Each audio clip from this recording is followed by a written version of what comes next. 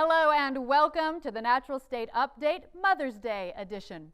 Mother's Day is this week, so this episode is dedicated to all the moms out there.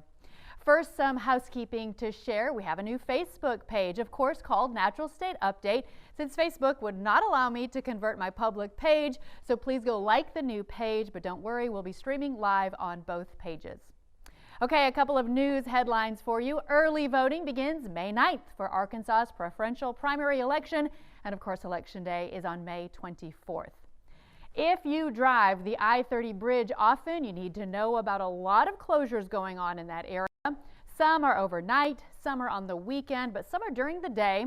We will link to the RDOT website so you can see when all the lane closures will be.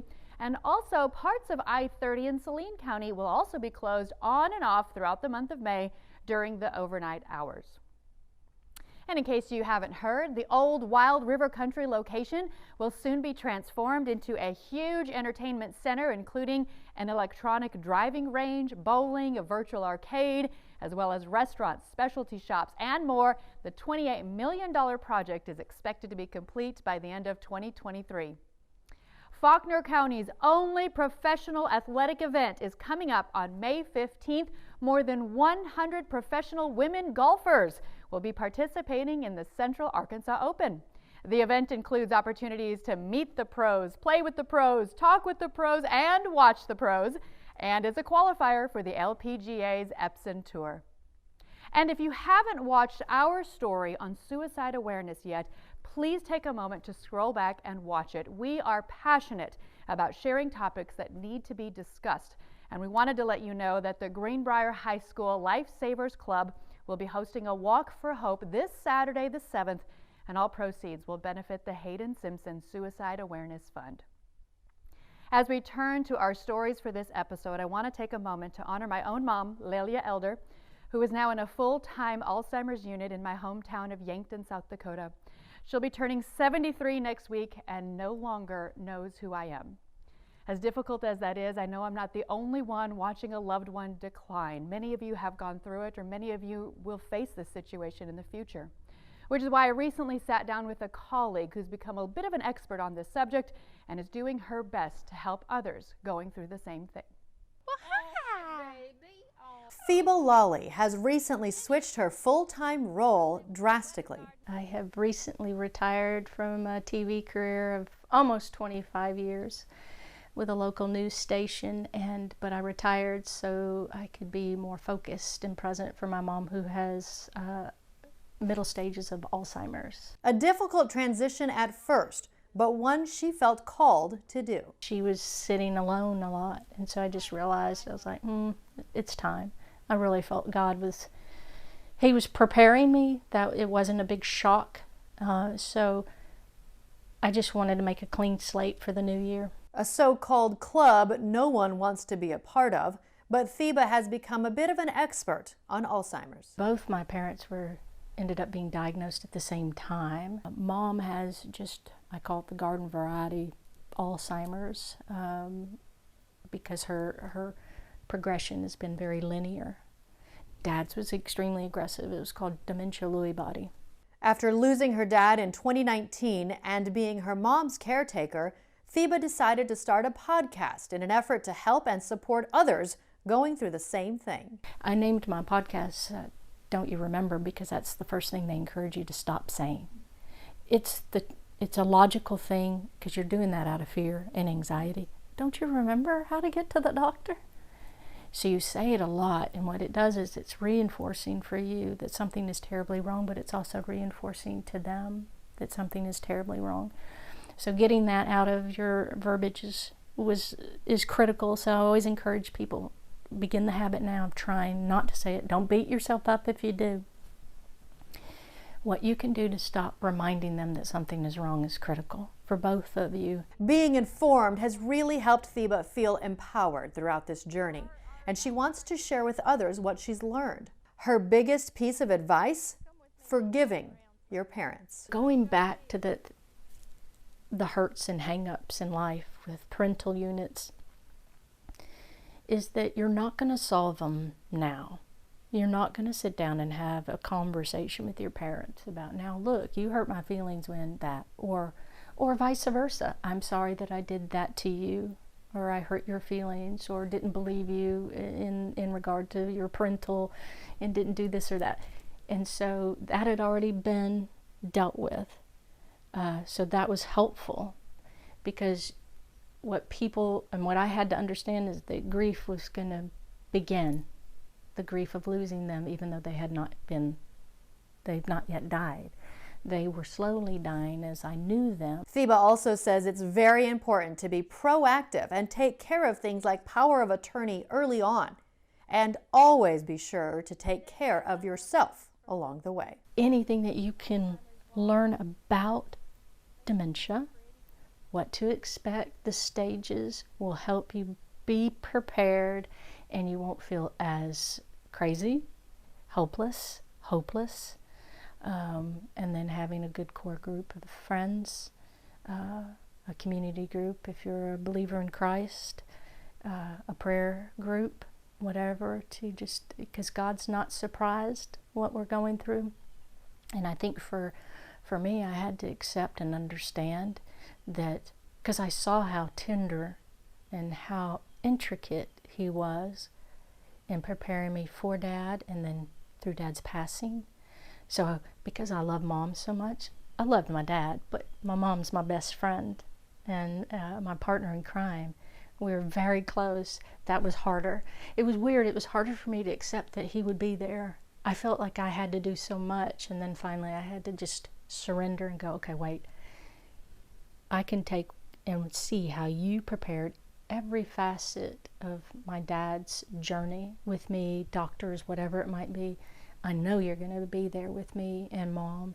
So once I settled into that truth, I felt better. I just felt more relaxed. And then just in this phase of being retired, I get to learn more about me, God, Mom, and the whole situation it's clearer. It's not as stressed, and I don't have things pulling on me. I can be present, and that's what she needs more than anything. You can find Theba's podcast, Don't You Remember, wherever you find your favorite podcasts, and her most recent interviewee is yours truly, sharing the story of my mom's Alzheimer's journey. And while Mother's Day will be very difficult for those of us who can no longer celebrate our moms in ways that we'd like to, it can also be an incredibly difficult day for those who have lost a child. An organization called Mamie's Poppy Plates wants to break the silence, comfort parents, and let them know they're not alone. Katherina Yancy, with support from Agency 501, has the story of how one mom's loss is now helping others with their grief. Christina, it all started with one plate in 2010. Just last year, they created more than 1,600 plates for families across the U.S., but they can't do it without the generous donors and volunteers. Every month, volunteers carefully package plates. Each is unique, down to the colors chosen by parents. No hand or footprint is too small to leave an imprint. When we do it here, we package it so that you know the love and care that goes into it, and that we know that it's a happy day because you get to see the plate, but also it brings back all those memories too.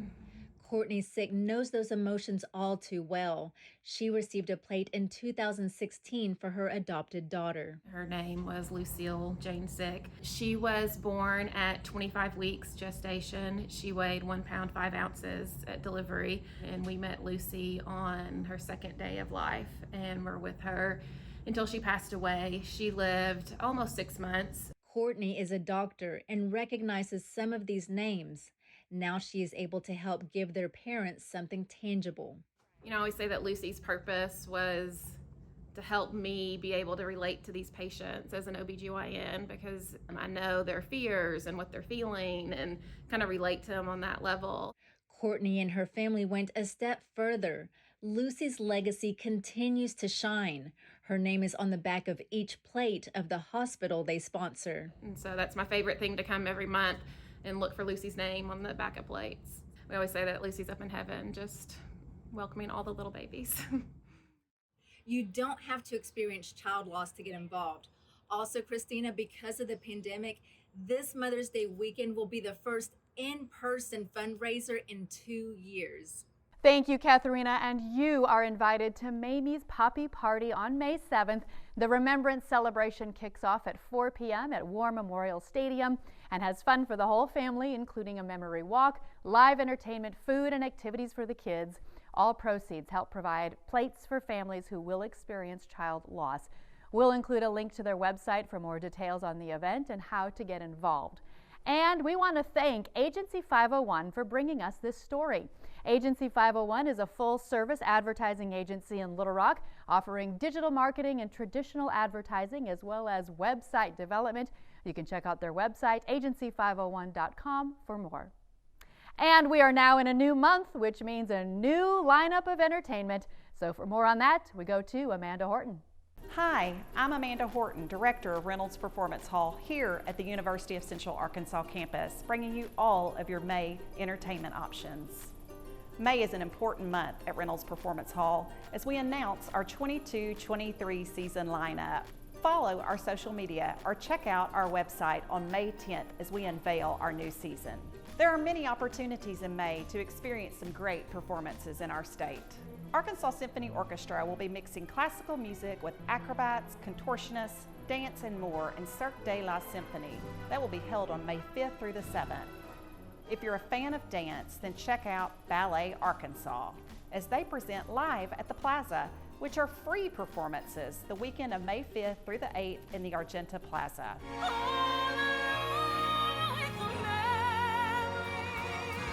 Another dance-inspired performance presented by Celebrity Attractions is Cats, the big Broadway hit, on May 20th through the 22nd at Robinson Performance Hall. Also, remember the Argenta Community Theater in North Little Rock will present Wizard of Oz through May 7th, and Arkansas Repertory Theater's production of Into the Woods will continue its run through May 15th. Do you need a good laugh? If so, head to Robinson Performance Hall for Weird Al Yankovic, who is sure to tickle your funny bone. And music options this month? Well, there are many.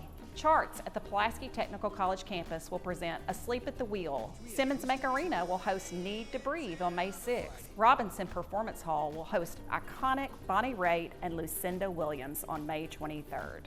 The hall also continues to have a diverse music offering. Seven Dust to Brian Kelly to Arkansas's own Tracy Lawrence and many, many more. Check out their website for the full lineup. We are heading into summer and outdoor concerts will be a popular option for our state. The First Security Amphitheater in the River Market will host many shows and they are kicking it off with a big one.